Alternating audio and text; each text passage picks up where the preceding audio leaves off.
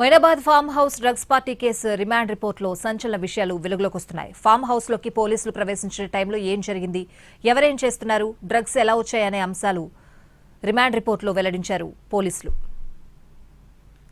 హైదరాబాద్ శివారు Moinabad farm house drug party కేసులో సంచలన విషయాలు వెలుగులోకి వస్తున్నాయి.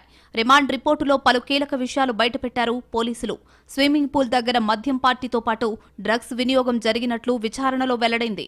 బీఆర్ఎస్ మాజీ ఎమ్మెల్యే పైలట్ రోహిత్ రెడ్డి తన ఫామ్ హౌస్ లో ఇచ్చిన వీకెండ్ పార్టీకి టీడీపీ ఏలూరు ఎంపీ పుట్టా మహేష్ సహా పలువురు వ్యాపారవేత్తలు, ఇతర ప్రముఖులు అటెండ్ అయ్యారు. అలాగే వీళ్లందరి మధ్యన ప్రియాంకారెడ్డి ఎందుకున్నారు అన్న ప్రశ్నలు సైతం చక్కర్లు కొట్టాయి. రిమాండ్ రిపోర్ట్ ప్రకారం ఫామ్ హౌస్ లోకి ప్రవేశించిన వెంటనే బుల్లెట్ శబ్దం వినిపించడంతో పోలీసులు అప్రమత్తమయ్యారు.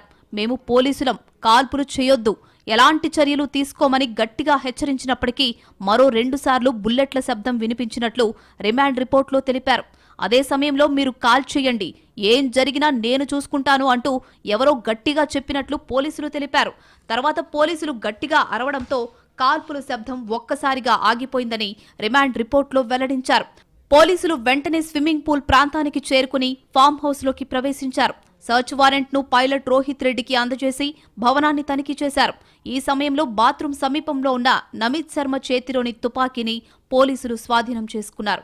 మరో వ్యక్తి దగ్గర బుల్లెట్ షెల్స్ లభించడంతో అతడిని కూడా అదుపులోకి తీసుకున్నారు.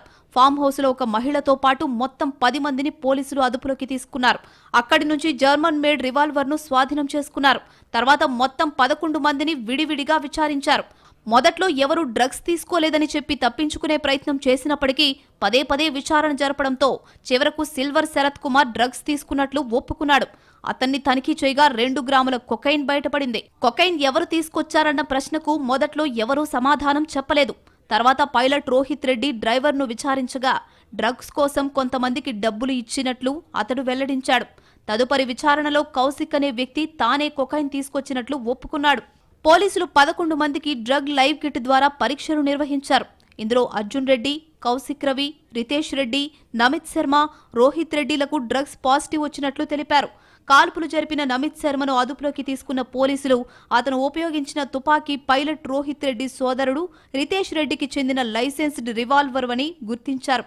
లైసెన్సు ప్రకారం అది నితీష్ రెడ్డి దగ్గర ఉండాల్సి ఉండగా నమిత్ శర్మ చేతికి వచ్చినట్లు విచారణలో బయటపడింది.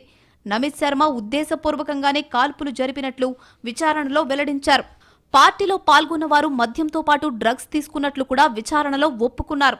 రెండో అభిప్రాయం కోసం ఎర్రగడ్డ ఆసుపత్రిలో రక్త నమూనాలతో మళ్లీ పరీక్షలు నిర్వహించారు.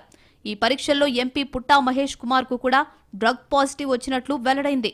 నమిత్ శర్మ 3 రకాల డ్రగ్స్ తీసుకున్నట్లు రక్త పరీక్షల్లో తేలింది. పైలట్ రోహిత్ రెడ్డి, రితేష్ రెడ్డి, అర్జున్ రెడ్డి కొకైన్ తీసుకున్నట్లు నివేదికల్లో వెల్లడైంది. మొత్తంగా ఈ కేసులో 6గురికి డ్రగ్స్ పాజిటివ్ వచ్చినట్లు పోలీసులు తెలిపారు.